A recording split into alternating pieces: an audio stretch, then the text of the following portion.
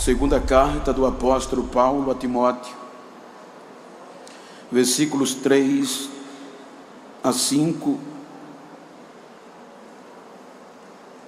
tem uma mensagem de lealdade ao Evangelho.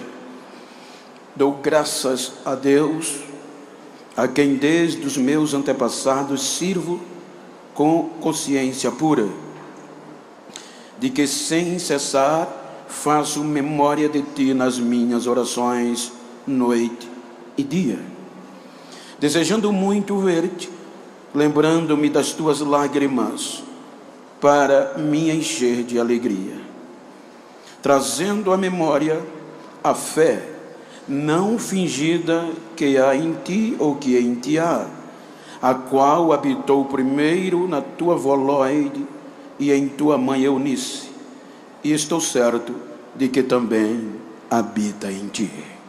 Amém? Queridos, quero tomar por base esse texto para trazer-lhes uma mensagem estimulativa com base na fé. Quando nós analisamos o contexto da frase fé, no original hebraico se chama emunar. A palavra emunar, ela está interligada com David. A palavra David quer dizer colar. Então emunar, ela significa confiança total. David colar. Então, no contexto original, além daquela que está em Hebreus, da interpretação, quando no contexto hebraico nós analisamos, quer dizer colar em alguém, colar em outro. Quando nós observamos, você vai encontrar duas passagens bíblicas que expressa David, colar, ou seja, quando o Gênesis, Deus disse: deixará o homem pai e mãe e unir-se-á a sua mulher, e os dois serão uma só carne. Isso está relacionado com confiança completa. A outra passagem é quando Ruth se cola a Noemi: o teu povo será o meu povo e o teu Deus o meu Deus. Ela cola a Noemi. Quando nós analisamos o contexto da fé, ele começa de forma universal. O escritor aos Hebreus, ele faz menção do capítulo em apreço, de dizer que a fé, ela começa de forma universal, mas aí ele vai destacar alguns personagens. A geração de Adão é colada por Deus. Veja que Deus sempre quer confiança a ele. No contexto do colar, aqui é Deus, colar a alguém que não decepciona. Então a Bíblia no Gênesis mostra que pela fé Abel, no contexto nominal, individual, geracional, começa com Abel, ofereceu sacrifício. Pela fé Enoque foi transladado. Pela fé Noé foi divinamente avisado das coisas que não se viam. Observem que Deus sempre buscou uma geração para confiar nele e se aproximar. Você vai observar que a geração de Noé termina no capítulo 11 do Gênesis, quando a proposta de Deus era a fé ser universal. Porém, vem a decepção. A geração universal, por meio da descendência de Noé, se afasta de Deus. Aí o capítulo 12 do Gênesis é o quarto personagem, quando a fé vai individualizar coletivamente em um povo, em uma nação. Até a fé do capítulo 11 do Gênesis foi perdida, e agora os imundos vão entrar no esquecimento na ótica humana, porque o quarto personagem, pela fé, Abraão foi chamado e creu. Então agora Deus vai reservar a emunar, a fé, ao único povo, os judeus descendente de Abraão. Pode analisar que o termo fé não entra mais de forma universal até certo ponto. Vejam que a sequência de personagem no contexto da fé de Hebreus, a partir do quarto personagem, está voltada só para os judeus. Todos os personagens depois de Abraão são judeus. Então Deus vai colar a ele o único povo pela fé que confiasse completamente nele. Vejam que agora a fé entre os judeus, ela vai ser cultivada, e a forma geracional entra em evidência, porque esta fé vai ser impregnada na mente de uma geração vai e a outra geração vem. Então Deus vai trabalhar no contexto da umunar, a fé, ou seja, deve colar judeus a ele. Por esta fé, os judeus iam conquistar a terra e voltarmos a Deus. Quando nós analisamos o capítulo 2 aos Efésios, Paulo diz que nós, gentios, pelos judeus, éramos tratados como imundos, que eles não poderiam nem conversar com a gente, estarmos fora de toda a aliança e promessa de Israel. Então Deus vai trabalhar na fé com os judeus. Quando vem Moisés, um personagem de fé, vem a lei, e pela lei a fé começa a se preocupar com uma nova geração, porque diz o contexto cultural que os judeus, eles tinham o dever de impregnar esta fé em uma nova geração. A partir dos 5 a 6 anos de idade, era dever de um pai judeu colocar esta fé na mente, no coração da criança. Por isso que Provérbio 22:6 ensina o menino no caminho que se deve andar, até quando ele envelhecer, não vai perder esta fé. Contextualizando, observem que a partir dos 6 anos, por exemplo, eu tenho um filho judeu, exemplo, sendo eu hebreu, judeu. Então, com 5 a 6 anos, é o meu dever chamar o meu filho e impregnar a lei, a fé, porque para ter fé, você primeiro tem que conhecer. Para crer, você tem que primeiro conhecer. Então era obrigação dos pais impregnar na mente, no coração da criança, a fé em Deus, colar em Deus, confiar em Deus. Aí eu chamo meu filho, no contexto cultural, é chamado de Beit Talmud. O Beit Talmud é o período, a palavra Beit quer dizer casa, a palavra Talmud quer dizer instrução, conhecimento. Então, dentro de casa, eu ia impregnar na mente desta criança a fé em um único Deus, o Deus de Abraão, o pai da fé, o Deus de Isaac e o Deus de Jacó. Então, até aos 12 anos, eu ia colocar na mente, em casa do meu filho, a fé em Deus, tudo voltado para ele confiar completamente em Deus. Depois dos 12 anos, ele era levado para Abu Mitzvah, diante de mestres, escribas da lei. Eles agora vão ter o dever de aguçar a mente deste jovem judeu mais profundamente, porque com 12 anos termina o Beit Talmud,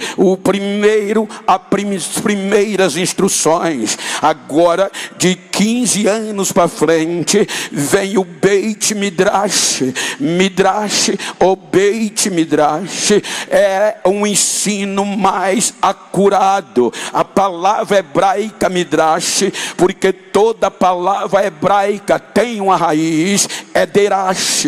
Então o Beit ou Midrash ou Derash quer dizer pesquisa, conhecimento. Então agora a fé vai ser colocada no jovem, adolescente. Começa na criança, passa pela adolescência e vai tomando a mocidade. Na adolescência, 15 anos.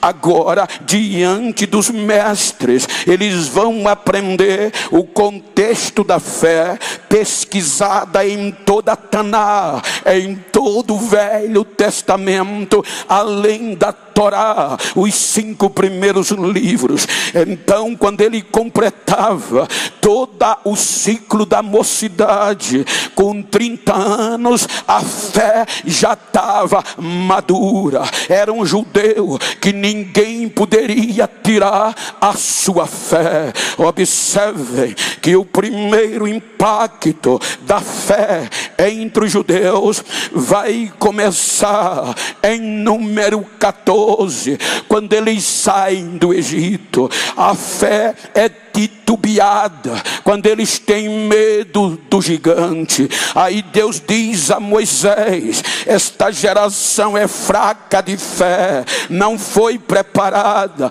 não vai entrar na terra prometida. Mas Deus não desiste e diz a Moisés: eu vou impregnar a minha fé na nova geração que saiu do Egito de 20 anos para baixo, e os que cresceram e nasceram no deserto. Aí veja que vem o livro de Deuteronômio. Deuteronômio no original é segunda lei, segunda chance no nosso vocabulário. Então Deus vai impregnar a fé em uma nova geração para colar nele, confiar nele. Esta geração entra na terra prometida pela fé. Esta geração vê as muralhas de Jericó implodir pela fé. Esta geração vê o Jordão se abrir pela fé. Era fé na confiança em Deus. Aí vem capítulo 2 de Juízes. Essa geração de fé morre Josué. Diz o escritor que vem uma nova geração sem fé, não conhecia Deus e nem os seus milagres, então vão se afastar de Deus. Juízes capítulo 21, versículo 25, eles se afastam, judeus perdem a fé. Naqueles dias eles estavam sem rei, sem líder, e cada um fazia o que queria. Aí Deus não desiste, vai chamar uma nova geração, a geração de Davi. A geração de Davi entra no cenário confiando em Deus por meio da adoração. Ele traz a glória, ele traz o louvor, ele traz o crédito aos judeus pela fé. Então observe que Davi vem uma nova geração, e esta geração de Davi perde a fé. Jeremias 52:13, queimaram o único lugar de culto dos judeus. Nabuzaradã queima o templo, queima a casa dos reis, queima a casa dos nobres e destrói Jerusalém.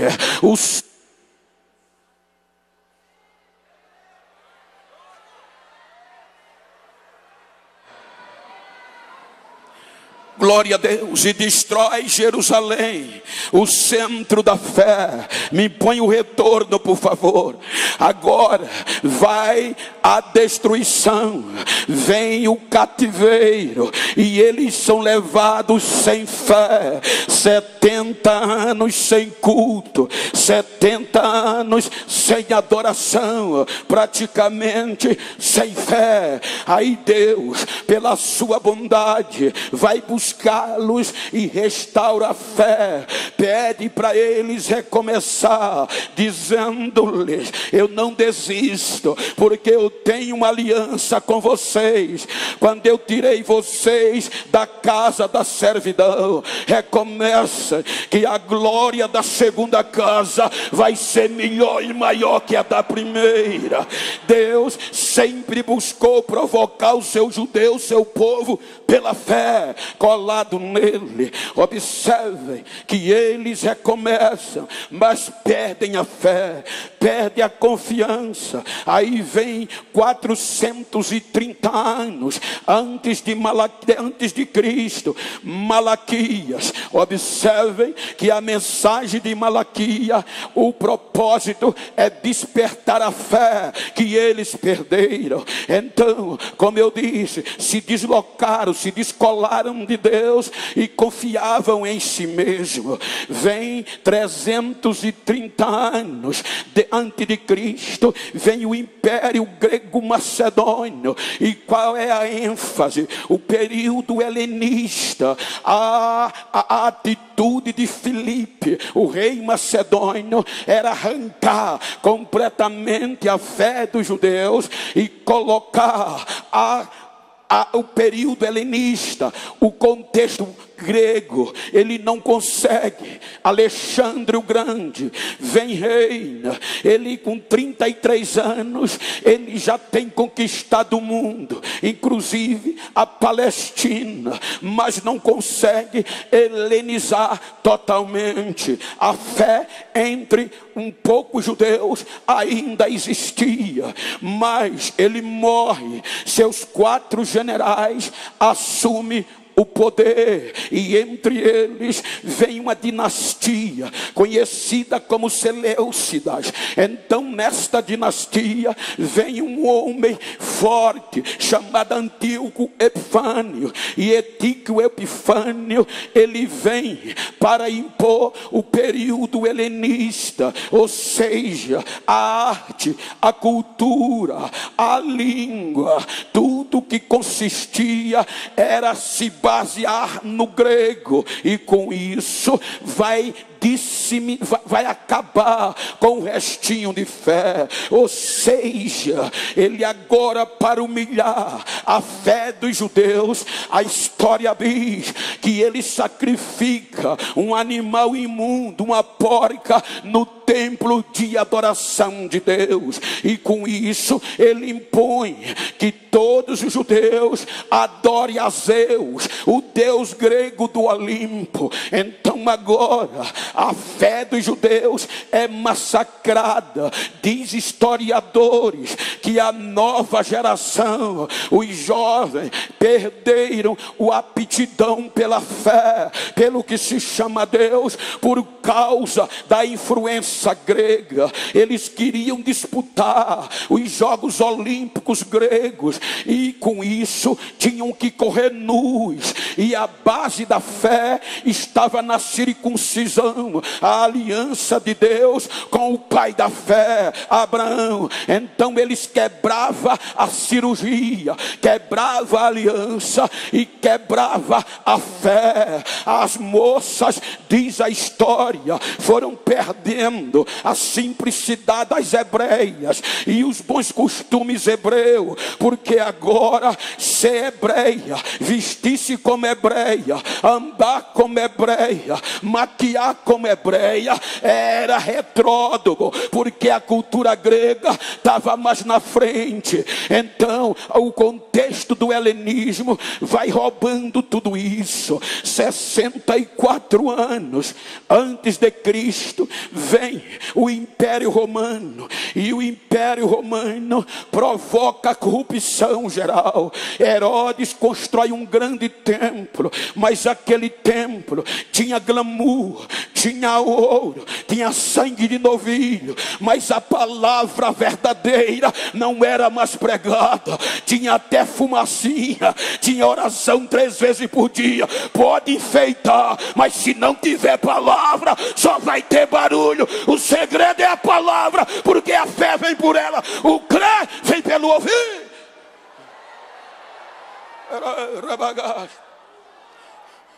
A fé foi dizimada, a corrupção toma conta.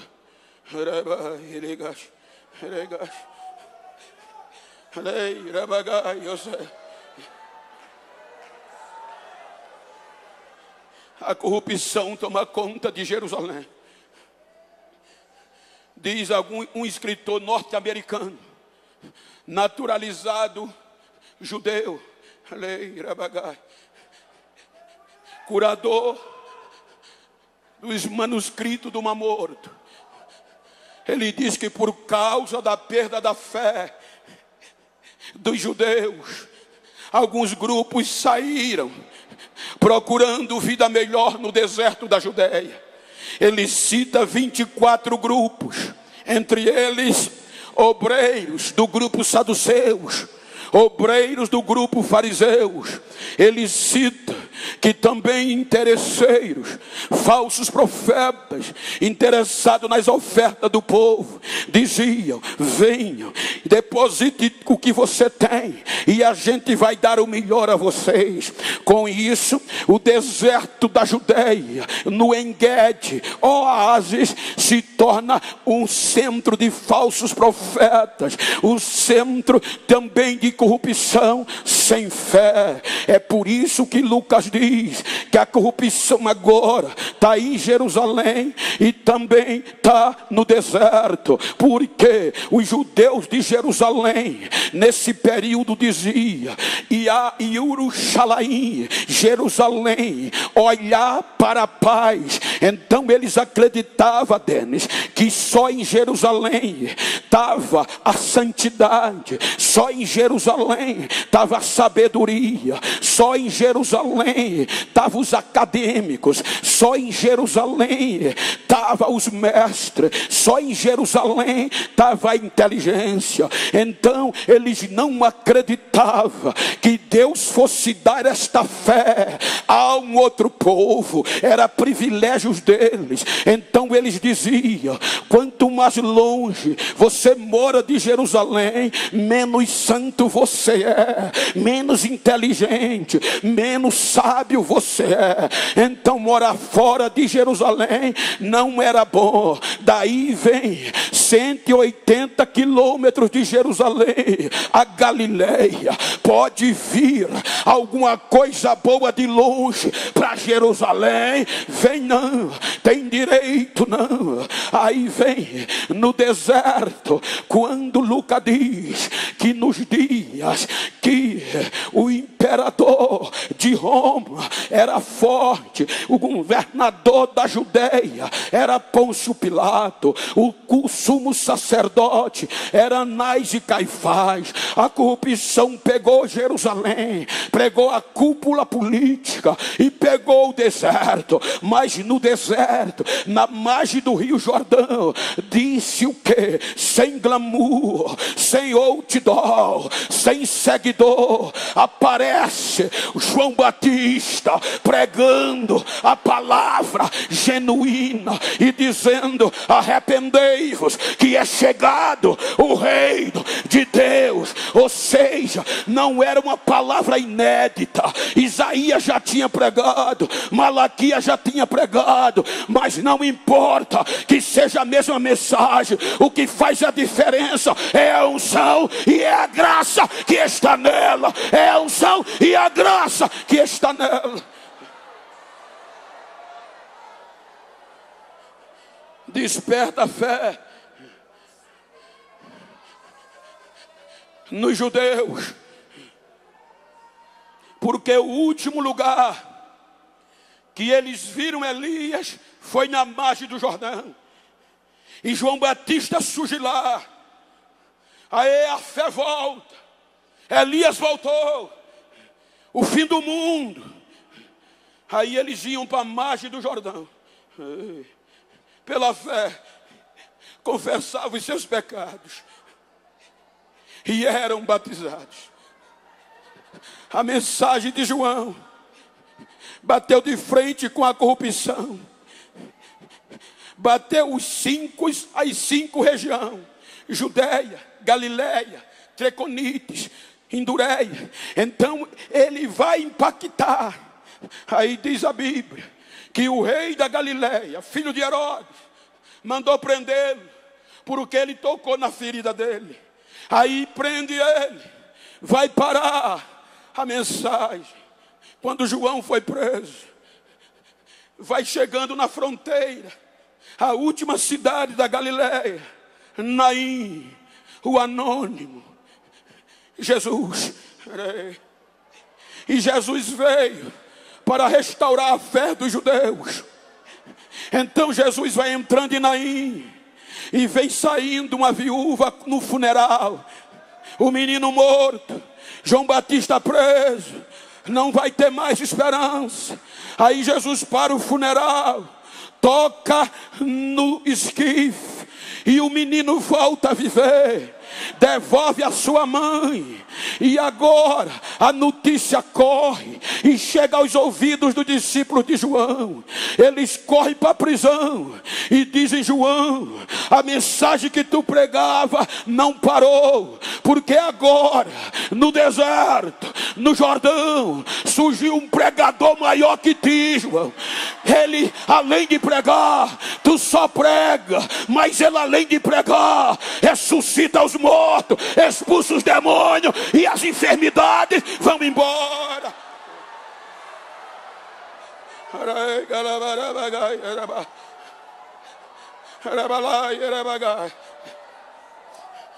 Como o deserto estava cheio de falsos,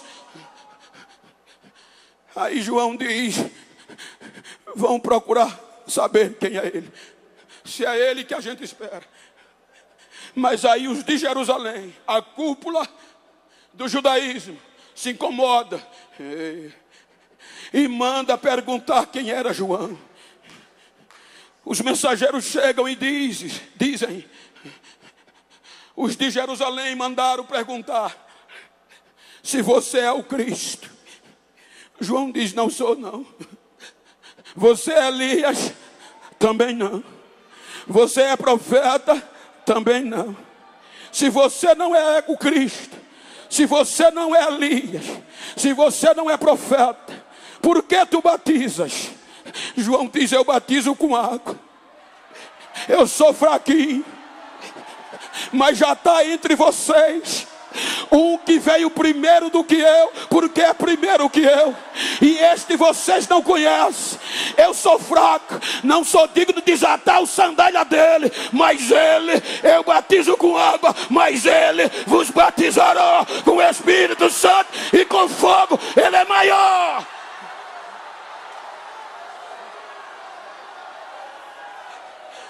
Ele prega o evangelho, e os judeus não creem.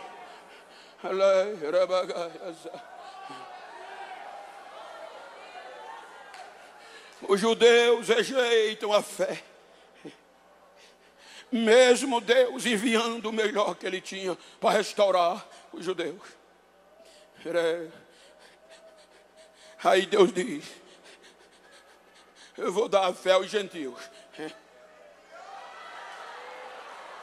Eu vou dar um presente aos gentios. Por isso que quando Paulo escreve aos gentios de Éfeso, ele diz: pela graça, é um dom, é um presente de Deus. Mas os judeus não acreditavam. Matam Jesus. Terceiro dia foi cantado aqui, ele volta a viver. ele volta para o Pai. Deixa eu sintetizar para não passar do horário. E diz: Pai, eu disse à minha igreja que agora não ia ser mais privilégio só de judeus.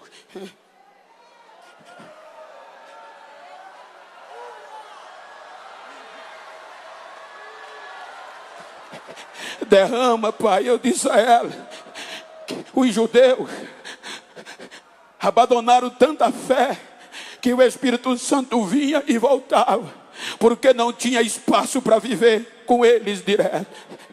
Aí Jesus disse: Pai, eu disse à minha igreja que o Senhor ia derramar do seu Espírito, e não é para ir e voltar, é para ficar com ela para sempre, Pai, até o dia do arrebatamento. Aí Lucas diz que estavam todos reunidos em um mesmo lugar, e de repente veio do céu o barulho de um vento impetuoso e veemente, e encheu toda a casa, o poder caiu. Aí diz Lucas em Atos capítulo 2 versículo 6, quando o som do barulho tomou Jerusalém, assustou, porque todos que estavam lá eram de longe, da Galileia, 180 quilômetros, não tinha como serem santos perfeito. Aí eles correm e já questionam: de onde vem esse som? Do cenáculo. Quem está lá? Os galileus. Mas não são eles galileus, não são eles de longe, como nós estamos ouvindo ele falar na língua do nosso próprio país que nascemos. Tem coisa diferente. Vamos ver. Quando viram eles, analfabeto, de longe, cheio de graça, de fé e de poder, começaram a maravilhar-se e a dizer: Pedro, irmãos, o que é que a gente faz para ter isso também? Aí Pedro diz: arrependei-vos e sejam batizados em nome de Jesus para a remissão de pecado, porque a promessa diz a respeito a vós, porque disse Deus: nos últimos dias derramarei do meu Espírito sobre toda a carne. Os vossos filhos, as vossas filhas profetizarão, os vossos jovens terão visões, os vossos velhos sonharão sonhos, até os escravos e as escravas vão profetizar. Esta promessa diz respeito a vocês, aos vossos filhos e a quem está longe também, e a quem Deus chamou. O poder vem.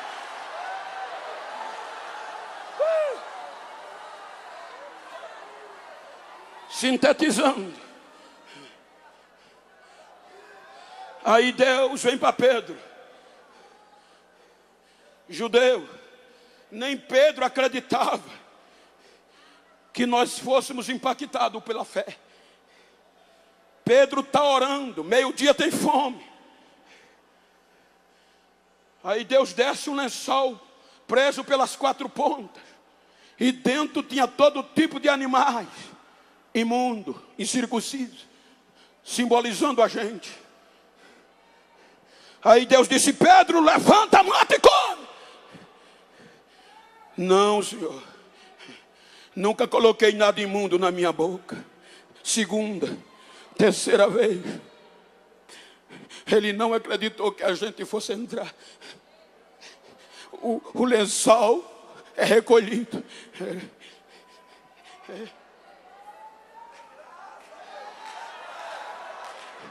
Deus queria levar a mensagem aos gentios. E já que os judeus abandonaram, eu vou impactar os gentios pela fé, por meio da fé.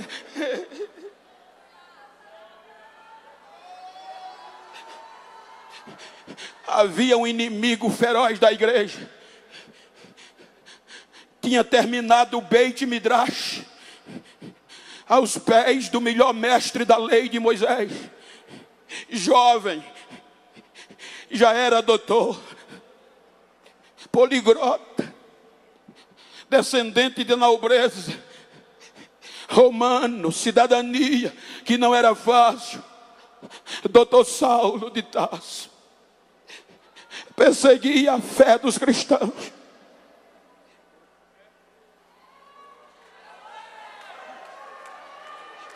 O doutor Saulo era o cara.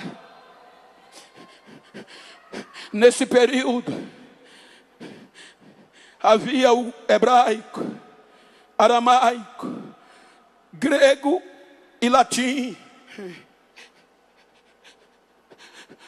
O hebraico era a língua dos doutores, do litúrgico, porque do cativeiro o aramaico se tornou língua popular. O latim era a língua do império. O período helenista que eu falei tirou a essência do grego, do hebraico. Só os doutores. E Paulo tinha a igreja de Cristo e Cristo, como Zé Mané, de longe, da Galileia, de Nazaré. Ele sabe que agora a fé chega no meio dos gentios. Em Damasco, e ele vai feroz eliminar a fé dos gentios. Quando ele vai chegando em Damasco, é ele que conta em Atos, um brilho do céu cai, desce, brilhava mais do que o sol em pleno meio-dia. E ele diz, e a voz que eu ouvi foi em hebraico. Jesus disse, eu vou mostrar para você quem sou eu. E fala com ele em hebraico, na língua dos doutores: Saulo, Saulo, por que me persegue?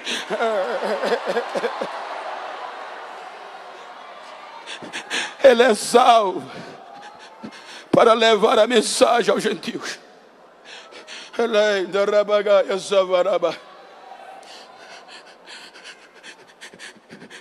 O primeiro desafio da fé é a morte.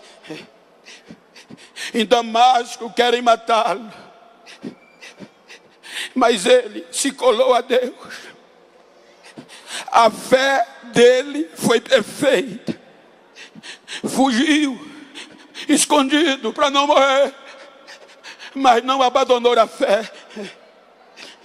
Segundo, o anonimato. Segundo historiadores, 14 anos sem um congresso, sem uma foto de outdoor. Mas o anonimato não roubou a fé dele. Capítulo 13, ele aparece em Antioquia da Síria, no meio de quem? De doutores e profetas. A fé já tinha unido judeus e gentios, porque estava em Antioquia. No Antigo Testamento, o negro, que até hoje é discriminado no meio dos judeus, meu Deus do céu, mas na igreja de Antioquia, pela fé, unidos, já tinha branco e preto, adorando e profetizando. Aí o Espírito separa quem? Paulo e Barnabé, para levar a fé aos gentios. Primeira viagem é dolorida. Eles entram pela região de Chipre, disseminando a fé entre os gentios. Eles saem de Chipre e vão para Pafos, região asiática, e ganham almas gentias. Sintetizando, eles saem de Pafos, vão para a região de Perge, e de Perge chegam em Antioquia da Pisídia, região galáxia. Almas gentias aceitam a fé. Os judeus, disse Paulo, Romanos 11, que eles se tornaram inimigos do evangelho por causa de nós. E aonde a fé era disseminada, eles tentavam dissuadir. Aí Paulo vai de Antioquia da Pisídia, me ajuda aqui baixinho, tecladista, para a região licaônica. A região licaônica tem 3 cidades: Incônio, Listra e Derbe. Paulo, pela fé, vai enfrentando expulsões, Vai enfrentando desafios, mas não desiste. Chega em Icônio, prega a fé, e gentios aceitam a fé. 1000 quilômetros de Jerusalém, a fé já está sendo disseminada. Expulso de Icônio, prega em Listra e prega em Derbe. Quando ele prega em Listra, ele vê um homem aleijado que tinha fé para ser curado. Ele diz: em nome de Jesus, pela fé levanta.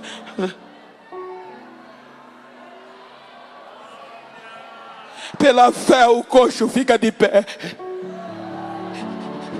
Aí os moradores de Listra, de Icônio e de Derbe, que era 100 quilômetros o ciclo, dizem: os deuses desceram entre nós.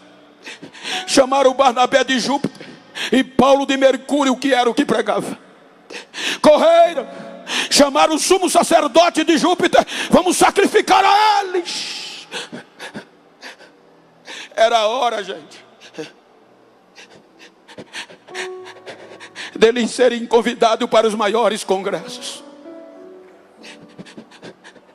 Toda a região licaônica queriam adorá-los, aplaudiram e chamaram-lhe de deuses. Você vê hoje, quando o culto pega fogo, muitos, isto não é crítica destrutiva, é um testemunho para falar da resistência da fé. Já anda com fotógrafo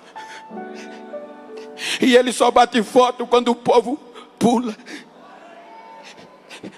porque isso vai dar views, e dando views vai dar monetização. Paulo agora tinha toda a chance de bombar, mas Barnabé, mas pela fé eles rejeitam o glamour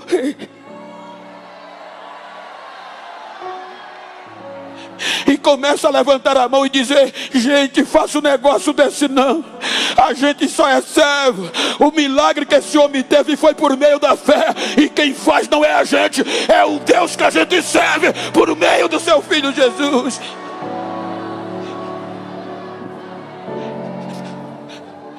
Ele abre mão do glamour na região licaônica, e por causa disso vai ser apedrejado. Mas as pedras não roubam a fé dele. Diz o Lucas em Atos que os moradores, impulsionados pelos judeus ortodoxos da região, só pararam de jogar pedra quando pensaram que ele estava morto. Largaram como um cadáver.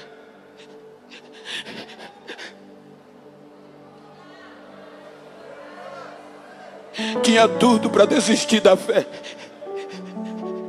Só expulsões, apedrejamento e chicotadas.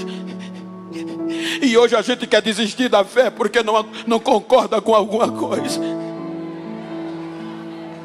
Hoje a gente muda de ministério, de galho em galho.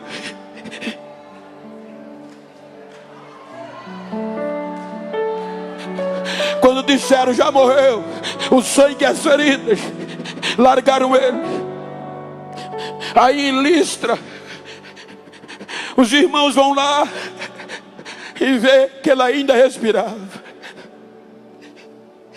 Pegam ele, e segundo o escritor Plumer, ele faz um relato que levaram ele para as feridas ser saradas na casa de Lloyd,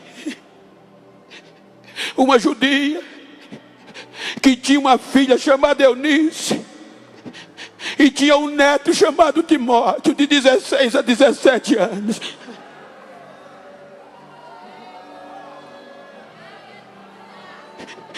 Enquanto Lloyd e Eunice conheceram a fé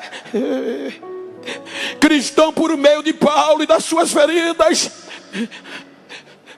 você não vê Timóteo, Mas enquanto o sangue de Paulo corria e as feridas abertas, a fé entra no coração daquele adolescente. Como pode? Hoje quem inspira são os que estão na fama. Agora ele vai ser inspirado pelo sangue e as feridas do apóstolo. A fé vem. Capítulo 15, Paulo volta para Jerusalém já sarado, defende os gentios. Capítulo 16, vou passar um pouquinho do meu dia. Ele faz a segunda viagem. Quando ele faz a segunda viagem, volta pelo mesmo caminho da primeira, fortalecendo os irmãos com a decisão dos apóstolos, que ninguém pode impedir a fé dos gentios, porque Amós já tinha profetizado. Quando ele chega em Icônio, cerca de 2 anos depois, Timóteo com 17 anos, os irmãos de Icônio disseram: Paulo, vou conjecturar, lembra daquela pregação em Listra? Lembra do teu apedrejamento, das tuas feridas? As tuas feridas gerou o jovem na fé. E ele está pregando a fé. De Icônio a Derbe, 100 quilômetros. Ele está pregando a fé que aprendeu de ti. Aí Paulo disse: quero conhecê-lo. E conhece ele. E viu que ele era bom. Reuniu os presbíteros e o ministrou sobre ele a fé e o Espírito. Colocou ele na comitiva. E agora ele vai andar com Paulo, Silas, na região da Frígia. Na região da Frígia, Paulo não prega, se hospeda na região marítima de Troade. De Troade ele tem uma visão para ir para a Europa, região Macedônia. Ele vai. A fé explode em Filipe. Uma empresária do ramo do tecido aceita a fé. Uma grega endemoniada aceita a fé. E por causa da fé, Paulo e Silas é preso, Timóteo não. Chicotes, grilhões, mas a fé não é abalada. Pela fé, o carcereiro e a sua família aceitam a fé. Paulo é expulso com Silas e vão para a região da Caia, Anfípolis, Tessalônica, Corinto, e estabelece uma igreja. E Timóteo com eles. Terceira viagem, Paulo pega Áquila e Priscila e volta para Antioquia, em Jerusalém. Passa em Éfeso, estabelece uma igreja e se torna a principal igreja da Ásia. Precisa voltar para Macedônia. Agora Timóteo tem 23 anos. 6 anos vendo a fé de Paulo, aprendendo aos pés de Paulo. Aí Paulo diz: eu preciso ir para Macedônia, sair da Ásia para a Europa. E quem eu deixo como pastor?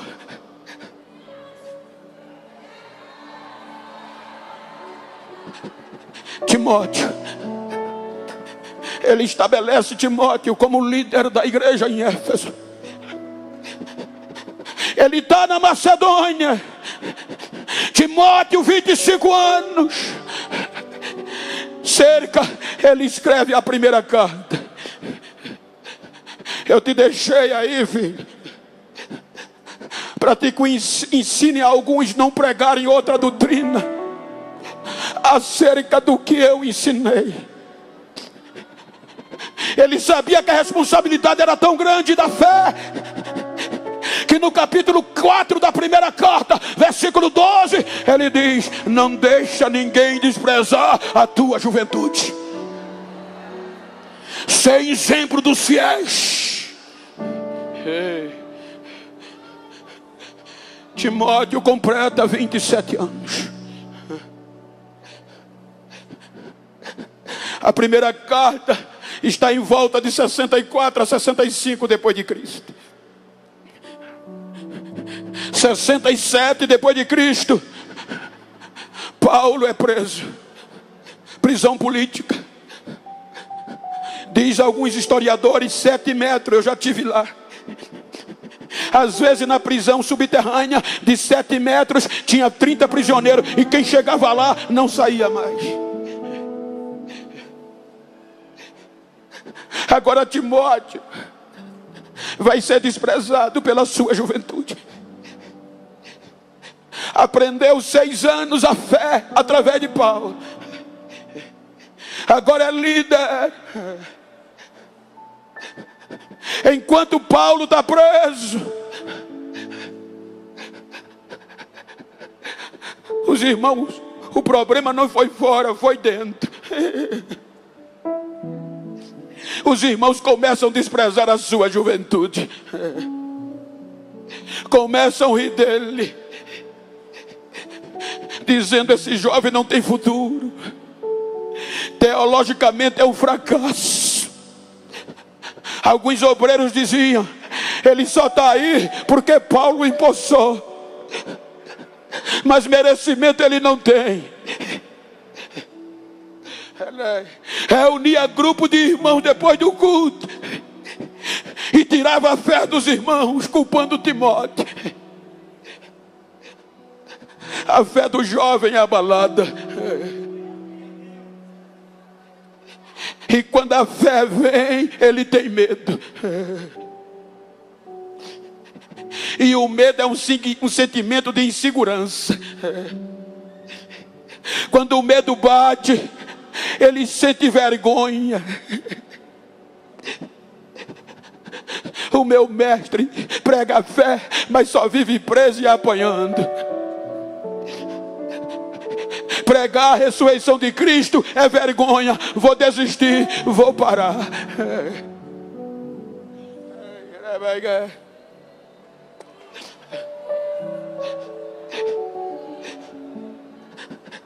O medo e a vergonha vem. E agora ele está sentindo a dor na própria pele. E a fé vai ser abalada. Mas antes dele desistir, a graça de Deus não desiste dele.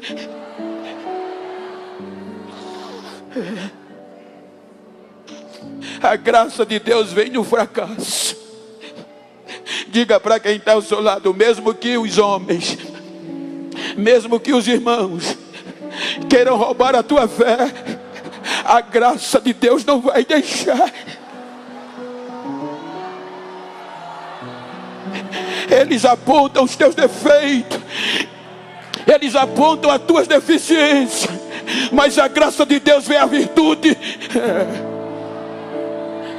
Aí alguém vai a Roma, chega na prisão, diz a Paulo: Paulo, Timóteo foi atingido pelo medo terrível e ele está prestes a desistir. A fé dele está abalada, Paulo. Aí em caráter urgencial, Paulo pega a pena e o pergaminho e vai escrever a segunda carta. E ele começa dizendo: meu filho na fé, que saudade eu estou de você. Como eu queria ver você pessoalmente. Mas eu te digo, filho, que eu não me canso de orar por você. Eu lembro das tuas lágrimas e elas me trazem alegria. E eu sempre trago a memória, filho, a fé não fingida, a fé sincera que há em ti, que primeiro habitou na tua avó Lloyd e depois na tua mãe Eunice. E eu tenho certeza que ela mora dentro de você. Ela habita, xará, ela habita dentro de você. Ela mora, ela não é um visitante, ela mora dentro de você. Ela mora. Por este motivo eu estou te escrevendo: desperta o dom de Deus que há em ti, e não tenha vergonha do Evangelho de Cristo, e nem de mim, que sou prisioneiro seu.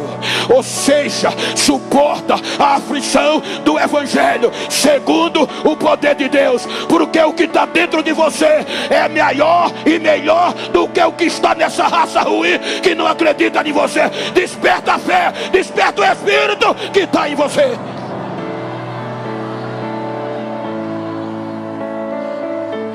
Eu não vim pregar para super-heróis nesta manhã. Eu não vim pregar para super-crentes.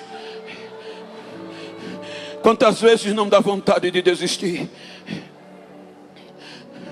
Tem dias que eu bato a cabeça na parede.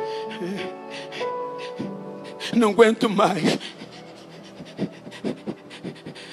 A maioria das vezes, quando eu chego no aeroporto para pegar o próximo voo abatido, vem alguém chorando, me abraça em lágrimas. Você é minha inspiração. Aí pela fé eu não desisto.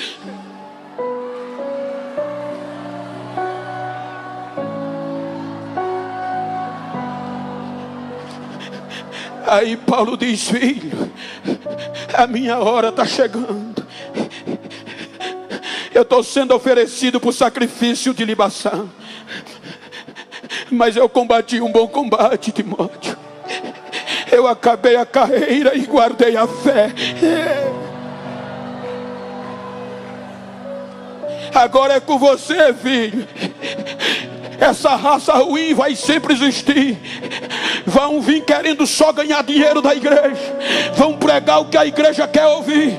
E a igreja vai entrar nesse mistério e vai querer ouvir, porque a verdade da fé vai ser comichão. Mas continua pregando a verdade que eu te ensinei. Não se vende, não se dobra.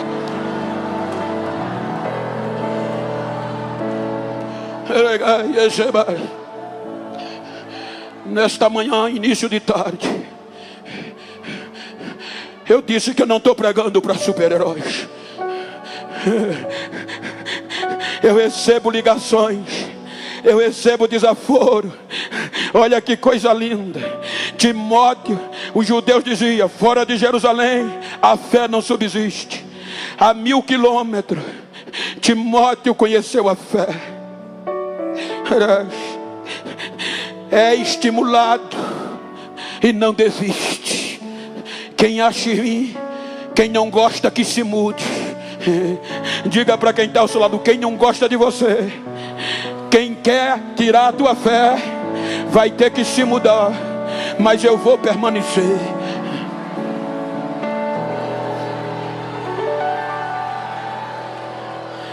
Há 60 anos atrás, a 10.000 quilômetros de Jerusalém, a fé chega na Adeb. Há 42 anos atrás, a 10.000 quilômetros longe de Jerusalém, a fé toma conta da Umadeb. E a Umadeb tem incendiado o Brasil, tem incendiado o mundo. Fique de pé, por favor. Eu disse que eu não vim pregar para super-heróis. Quando você lê Paulo escrevendo à igreja que Timóteo era pastor, ele está escrevendo para os gentios. Capítulo 2, versículo 8. Ele diz: pela graça, vocês são por meio, capítulo 2, versículo 11, ele diz: lembrai-vos que em outro tempo passado, vocês eram gentios, imundos, chamados de imundo, pelos que se achavam perfeitos pela circuncisão feita pela mão do homem. Versículo 12: vocês naquele tempo estavam fora das promessas, das alianças de Deus com os judeus, no mundo sem Deus, sem paz e sem Cristo. Mas versículo 13, ele diz: mas agora, pelo sangue de Jesus, vocês que estavam longe, já pelo sangue chegaram perto, e a fé tomou conta de vocês. Então, se você está perto de alguém que talvez desistiu e que quer desistir, vira para ele aí, se for do mesmo sexo. Se não for, procura ele, procura alguém. Me ajuda aqui, pastor Denis, por favor. Ei, Timóteo, Deus não desiste de você. Vira para esse crente que está perto de você, olhando para ele, e diga: não quero nem saber como você chegou na Almadeb.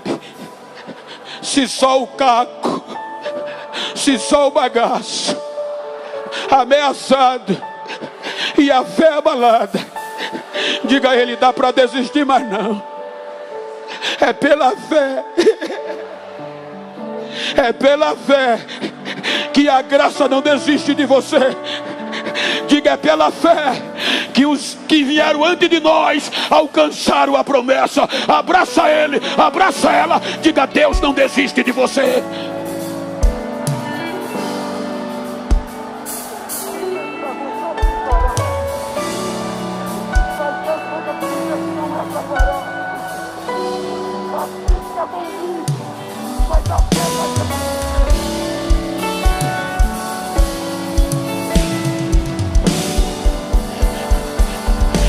Deus não desiste de você.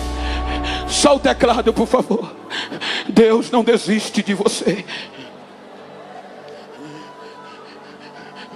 Eu quero chamar aqui à frente aqueles que porventura desistiram. Ainda dá tempo de recomeçar. Você não foi o primeiro. Cadê a primeira vida para recomeçar? Traz ela aí que está pertinho de você.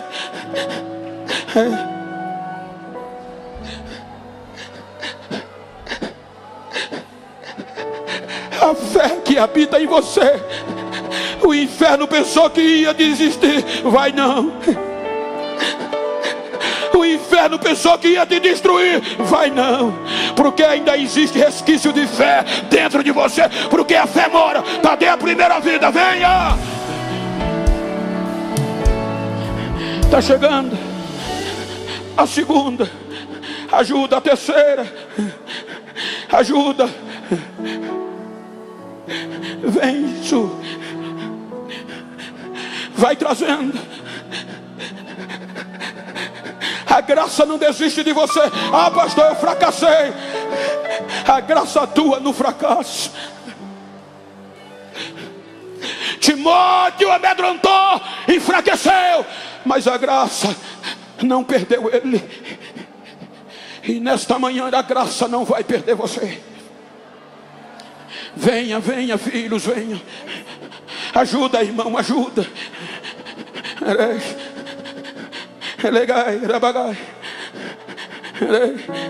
Eu recebo ligações de céticos reformados que diz que nós somos doidos. Mas eu louvo a Deus que ainda tem uma geração que não se envergonha do Evangelho e nem tem medo. Eles me dizem: Bento, para de pregar a Bíblia. A nova geração quer saber de modernidade. Você pregando Bíblia, pregando fé, não vai ganhar eles. Eu digo é porque você não conhece a geração pentecostal do Brasil. Ainda tem uma geração. Eu vou continuar pregando Bíblia, eu vou continuar pregando graça, eu vou continuar pregando fé, porque ainda tem uma geração que não tem vergonha da Bíblia, que não tem vergonha de pular, que não tem vergonha de dar lugar, que não tem vergonha de ser cheia.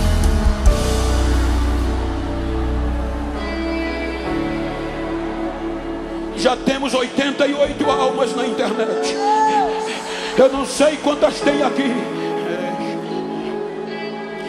Se possível, me faça saber. Você que está no outro lado do Atlântico, você que está no Pacífico, você que está na Ásia, você que está nos rincões do Brasil, mas muitas vezes está nos assistindo. Você talvez desistiu. O inferno disse: ela não volta mais, ele não volta mais. Mas nesta manhã o Espírito mandou te dizer: ele não desiste de você. Ainda dá tempo. Vem.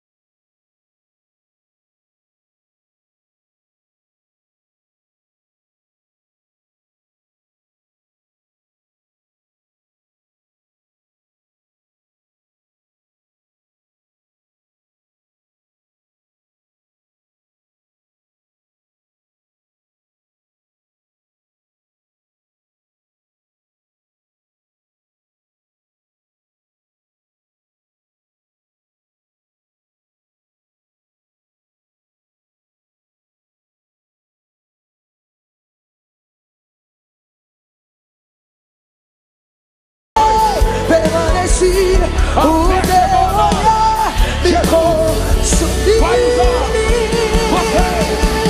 Eu sou fogo, fogo.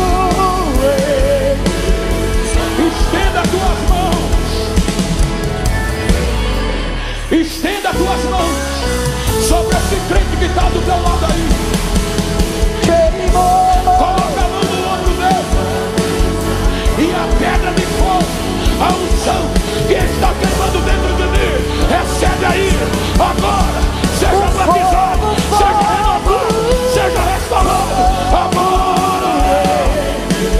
Só Ele fez.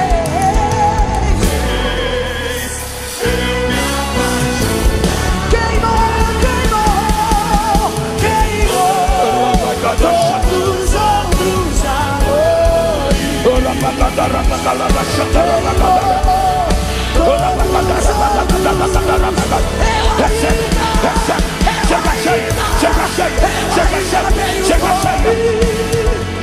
Eu ainda tenho lei. Pode me queimar. Eu ainda tenho fome. Eu ainda tenho lei. Pode me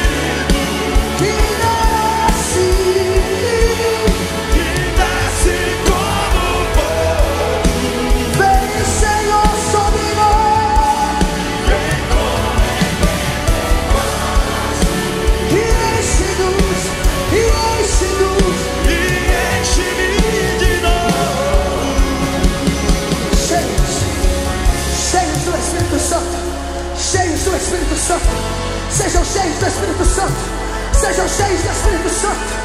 Sejam cheios do Espírito Santo. Fale em outras línguas. Seja cheio do Espírito Santo.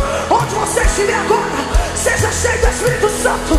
Seja cheio do Espírito Santo. Seja cheio, cheio, cheio, cheio, cheio, cheio, cheio, cheio, cheio, cheio do Espírito. Cheios do Espírito.